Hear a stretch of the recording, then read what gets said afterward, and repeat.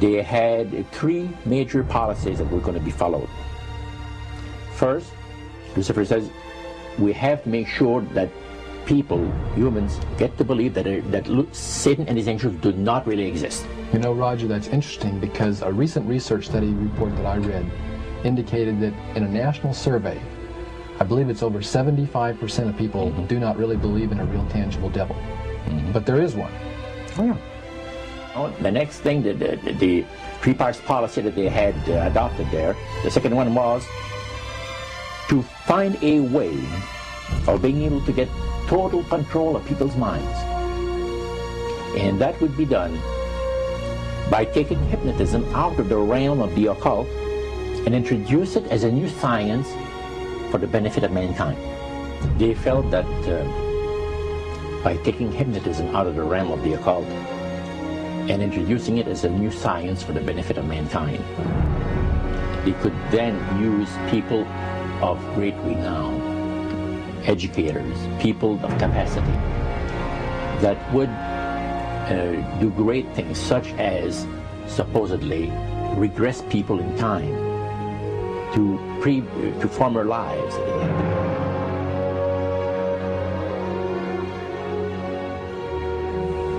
And of course, after the session is over, the person would not know a thing about ancient history. And the person she or he has talked about performing, certain deeds, let's say, 3,000 or 4,000 years ago.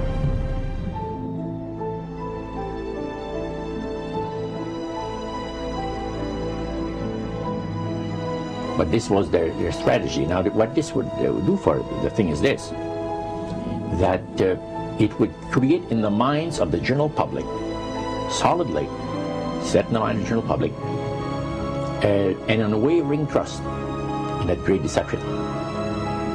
So now this would be a way of de-Christianizing the Western world through the avenue of mysticism.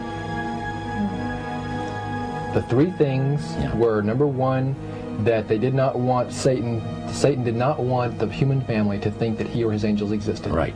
The second point that you made had to do with taking control of people's minds. That's right. The third point was what? Was to destroy the Bible without burning it. Okay. See? And what was his strategy on that? On that, it was very interesting. Because after the Great General Council, it was decided that Satan would tutor Charles Darwin personally in setting up the principles of his theories of evolution. He was tutored by Lucifer himself, fallen Lucifer. And at that time, it was understood, Satan and his spirit counselors understood, that if a person was led to believe in the theory of evolution, it would, in his life, destroy completely the creation week of the Bible, the fall of man, and the plan of redemption. It would do away with it. Anyone that teaches a theory of evolution is considered to be a minister of a great religious system.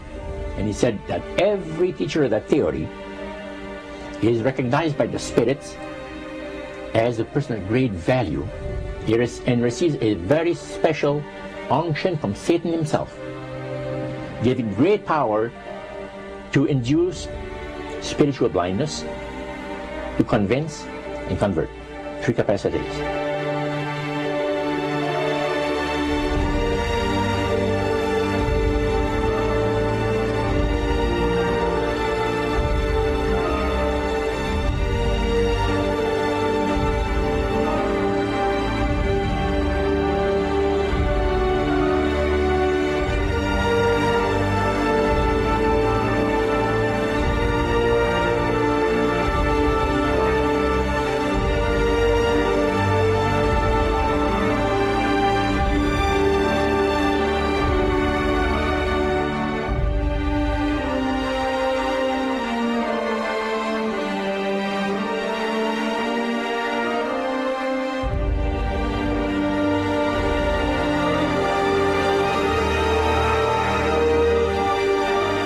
This is the grain plane, the master's grain plane.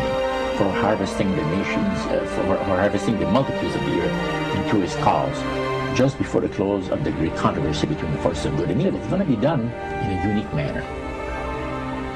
This grand plan is going to take people are going to eat the stuff, because it says spirits, demon spirits, will declare themselves to be inhabitants of far distant planets in the galaxies that are coming to warn the inhabitants of planet Earth of the impending destruction of the planet, unless something seriously proper is done to avoid it.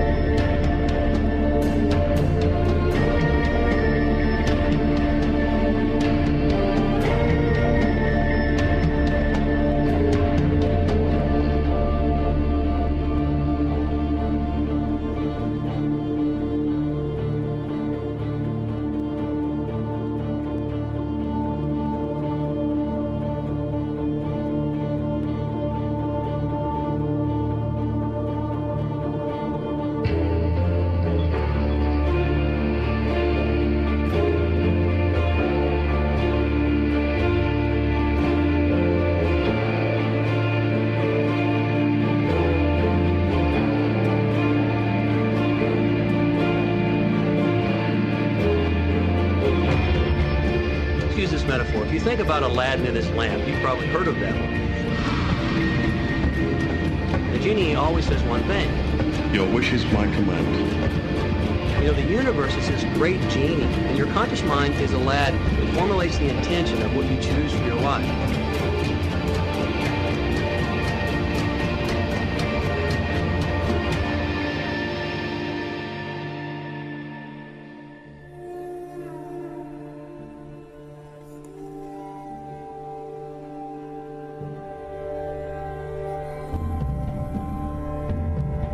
At the very heart and core of all these secret societies lurks the Kabbalah.